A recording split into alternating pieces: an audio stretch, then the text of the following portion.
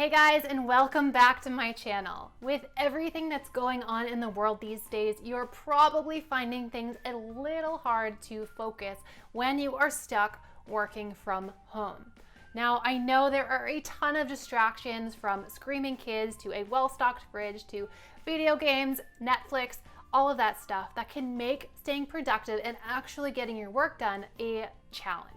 So in today's video, I'm sharing my top 8 work from home productivity tips to keep you sane, to keep you focused, and getting your work done, even if you have kids running around, you have roommates, or a super tiny apartment. This is the best place for course creators, digital entrepreneurs, and business owners who are looking to achieve financial security and freedom through creating and scaling their online course business. Now, if that is you, hit subscribe and hit the bell notification button to be notified every single Friday when a new video goes live.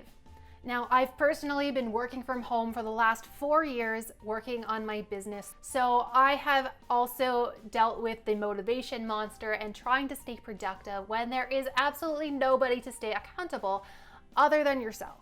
But when you set up your workspace and you prepare yourself mentally to get work done, it can make things a lot easier for you and for the people you live with. So without further ado, here are my top 8 work from home productivity tips to help you stay focused and sane. Now, tip number 1 is to keep a separate workspace. So if you are fortunate enough to have an extra room that you can use as an office, this obviously is ideal, especially if it has a door that you can close to keep everybody else you live with out of your space so you can focus.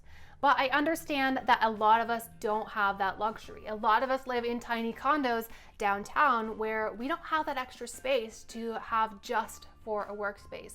So you're gonna have to make do with a temporary space. Now, when setting up your temporary workspace, you wanna make sure it is in an area of your apartment that has the fewest distractions. So not right in front of the TV, not right next to the kitchen, or not in high traffic areas where your roommates or your spouse or your kids are going to be running around. So find a quiet corner, maybe if it's facing a wall or a window, so you are faced away from everything that's going on in your house. It can help you stay focused. It's also good for your mental health, for separating your work and life from each other, because when you sit down at your designated workspace, your brain is ready to work. And when you go to relax later and you go sit on the sofa to watch Netflix, then your body knows, okay, I can relax, I can breathe, and I don't have to worry about if I have work to get done today or tomorrow. Step number 2 is to minimize distractions. These are abundant in the work at home environment, but you can do your best to eliminate the ones that you can. Now, again, if you have a separate office workspace, you can close a door. If you have another corner in the house, if you could set up some sort of barrier or curtain, or even have a sign up that lets people know not to disturb you during work hours. These can be great tools to keep your focus and to keep you from being disturbed. Now, there's also lots of other things you can do. One thing that is a big distraction for a lot of us these days is our phone. So there is an app called Freedom that you can download, and it will stop you from going in and going on social media, scrolling through Instagram during work hours. So say you work from 9 to 5, you can set Freedom up to block whichever apps, whichever websites are a distraction for you, and block those for you from your beginning of your workday till the end. Another great way to minimize distractions is to get some noise canceling headphones. If you don't have noise canceling ones, you can also just put on a really relaxing ambient music playlist so that you can drown out what's happening around you, but still be able to focus on your work. But of course, the best thing to do when it comes to your cell phone is to not have it in the room with you at all. The second best thing is to put it in do not disturb mode so that you aren't being distracted by notifications and emails coming in all day. I suggest you look at it once or twice per day, and then that is it. The rest of your work time is set to get your work done. Tip number 3 is to communicate with the people you live with. Now, this is gonna vary depending on if you have a husband or wife, if you have roommates, or if you have a herd of kids running around screaming all the time. Now, when it comes to roommates and other adults, you can easily let them know that, hey, I'm working from this time to this time.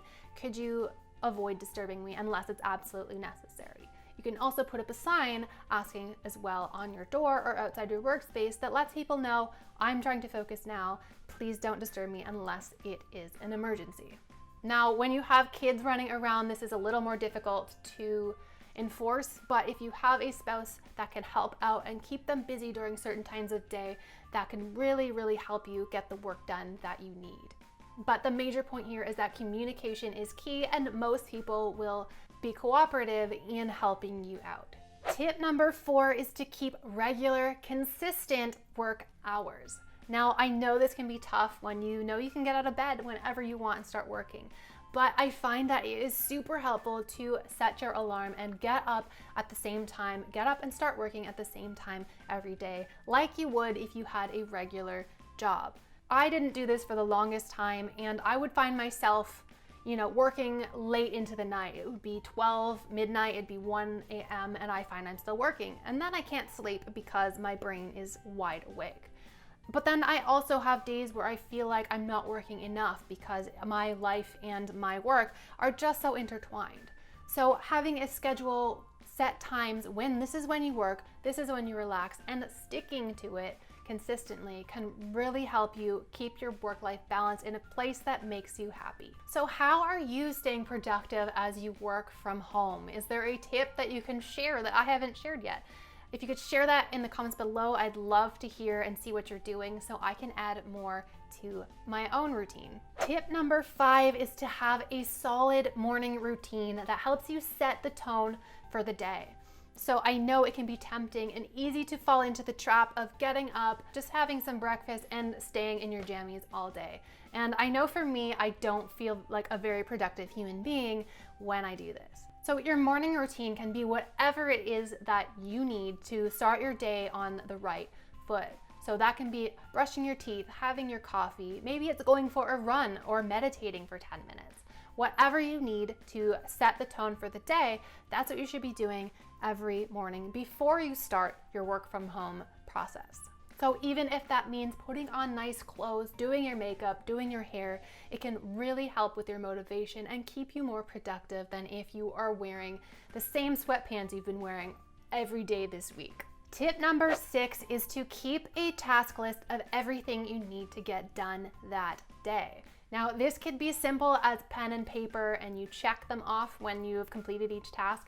But for me, I have used an online tool that I freaking love. Now, I'm using Asana right now to track all of my tasks. I can set up my daily tasks, I can set up recurring tasks and things that I don't have to do for months down the road. Now, these are all listed inside Asana, and every day I can go in and see, okay, these are the 5 tasks that I need to complete today in order to get on track to what I need to be doing in my business. Now, there are a lot of options out there. I personally love and recommend Asana, but if you're a little bit more visual, you can use something like Trello. Now, Trello is more like having a bulletin board full of sticky notes that you can move around from column to column. So you can have to do, in progress, and complete. So you can move those tasks around so that you have an idea of where you are. But whichever one you like, you can try them out. I believe they are both free. Asana definitely allows you to have a free account, and that is all I use now. You don't need the paid features of a program like this. Now, in addition to keeping you on track, having these checklists can be really motivating. Who doesn't like checking things off? It's very satisfying to see that you've done exactly what you've done that day. Tip number 7 is to take frequent breaks. Now, I know for me personally, I can't focus for hours and hours on end. I might do an hour and then take a break and go do something else for a bit. For me, I really enjoy getting outside and taking a walk. Now, right now we're all in quarantine, so I go out on my balcony just to get some fresh air and pace back and forth for 10 or 15 minutes. And that really helps me reset, and I come back refreshed and ready to get some more work done. Now, whatever it is that relaxes you and gets your mental clarity going, again, that's what you should be taking a break and doing. Now, another good technique is called the Pomodoro technique. Now, this technique is based on taking short sprints of work followed by short breaks. So that way you're always fresh and always productive. So with the Pomodoro technique, you generally set a timer for 20 to 25 minutes. And as soon as that's up, you take a 5-minute break. After that 5 minutes is up, then you go back for another 25-minute sprint. But whether you use this technique or you just take breaks when you need them, the point is to give yourself that mental break and to get that energy back so you can actually do high quality work instead of sitting at your desk for hours and losing your productivity and the quality of your work going down. And tip number 8 is to invest in an ergonomic, comfortable office chair. Now, this can make a huge difference for you because you're going to be spending several hours, if it's up to 8 hours a day, seated in that chair. So when you are working somewhere like on your sofa or at your kitchen table and you're hunched over or you're not ideally situated, that can lead to all sorts of problems, all sorts of back issues, and it can lead to a lot of pain that you don't need to deal with. And when you're not comfortable, if you're in pain, you're not focusing to the best of your abilities. So I have my eye on the Herman Miller Aeron chair. I haven't invested just yet, but when I do, I think that's the one I'll be going with personally. If you are thinking of quitting the 9-to-5 to start an online business that can give you the financial freedom and the lifestyle that you want, all while doing something that you actually love, creating an online course is the absolute best way I know how to do that. And to help you come up with your unique area of expertise, come up with a profitable course idea and validate it before you create it so you can walk into the course creation process absolutely sure that people want it and people will buy it. I've created this free resource. This is the Profitable Online Course Idea Starter Kit, and it will walk you through the entire process that I just mentioned of coming up with a profitable course idea that you love and that people really, really want to buy.